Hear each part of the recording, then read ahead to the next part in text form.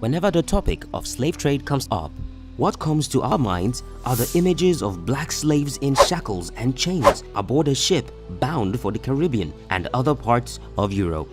This was called the transatlantic slave trade. But that is not what we are talking about today. In this episode, we take a look at the enslavement that was responsible for over 20 million Africans across the Sahara to Egypt, Syria, and other parts of the Middle East. The Trans Sahara Slave Trade.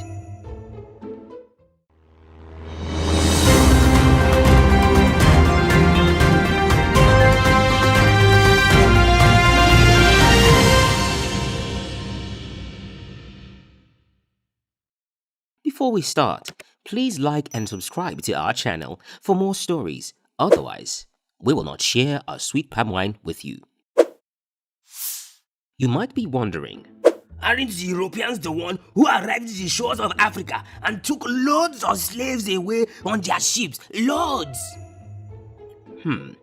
Okay, let me explain. There were two major forms of slave trades in Africa.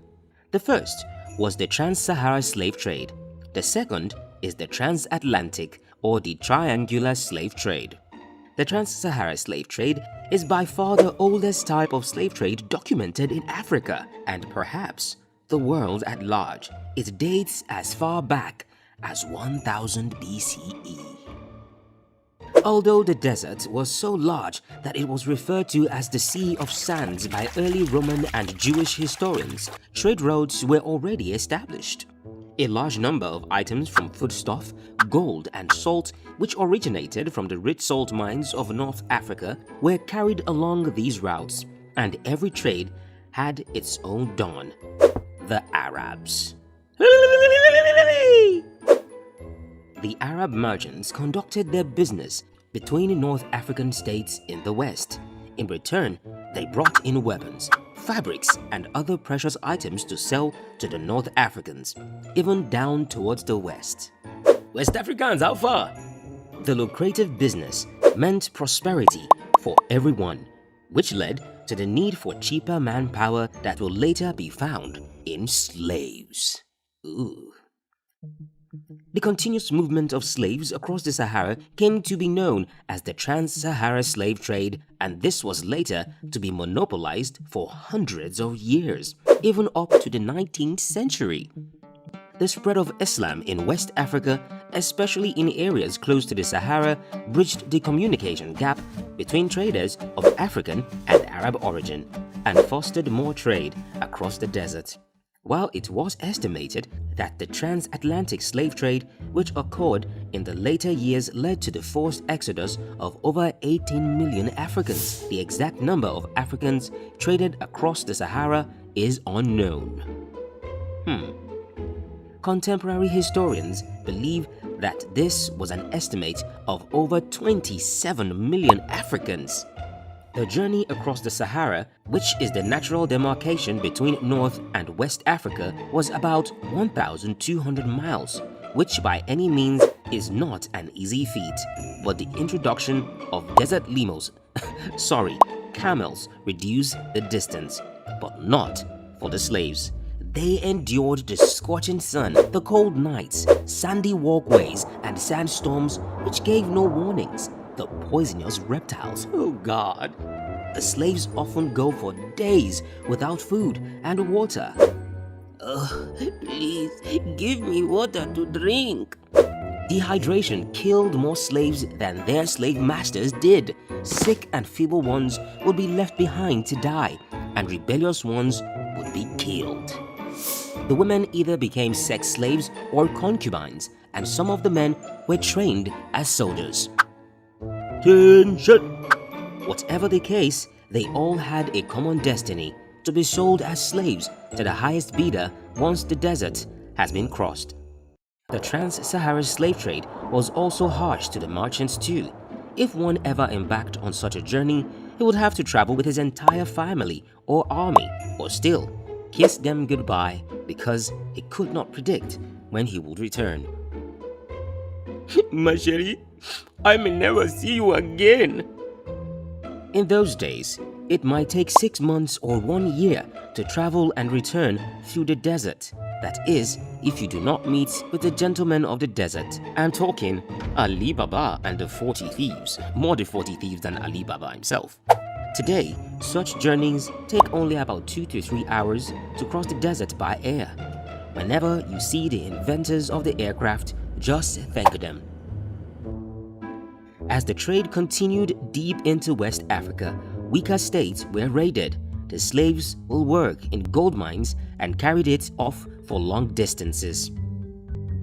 Stronger states imposed taxes when the merchants passed through their territories, and the merchants formed alliances with kings for protection of trade. Those smart devils. These led to the rise of powerful kingdoms who had gold, had slaves, but had stupid kings who exchanged slaves for a bottle of whiskey, which even threatened the sale of our sweet palm wine. Bad king, bad king. One powerful kingdom that we need to know in those times, 1324, was the Mali Empire, where the richest man who ever lived ruled. Yeah, you can verify that on Forbes. His name was Mansa Musa, the 10th Mansa, or Emperor of Mali. Hail the Mansa! Now, in case you didn't know, Mansa Musa had a brother named Mansa Abubakar. Before he became king, Mali Empire extended up to the current-day Ghana, Guinea, Senegal, Mauritania, and Gambia. Some historians say it also consisted of the Kano Empire in modern-day Nigeria. The king before him has reportedly reached the 5th stage of Maslow's hierarchy of needs and wanted more, so he handed Musa the kingdom and went on an expedition to explore the Atlantic Ocean, but never returned. Mansa Musa took over the kingdom, expanded it through a series of conquests of weaker and rebellious states. At the height of its power, Mali had over 400 cities, had universities with Arabian scholars and architects. Ooh, yeah. Mansa Musa was a good politician and knew his game. He was so rich in gold that on his pilgrimage to Mecca, he went with 60,000 men, all wearing expensive Persian silks and brocades.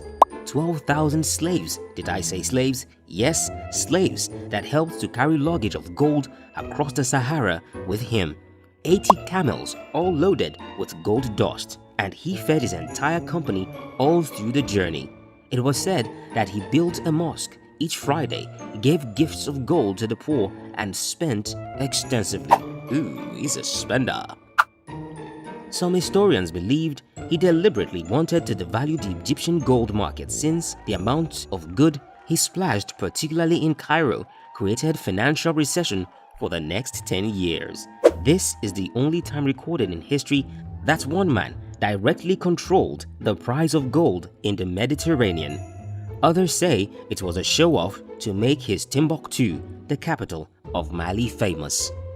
Indeed, Mansa Musa made Timbuktu so famous such that the news of his wealth and pilgrimage to the Holy Land caught the attention of Europeans as Mali found her way into the Catalan Atlas in 1375.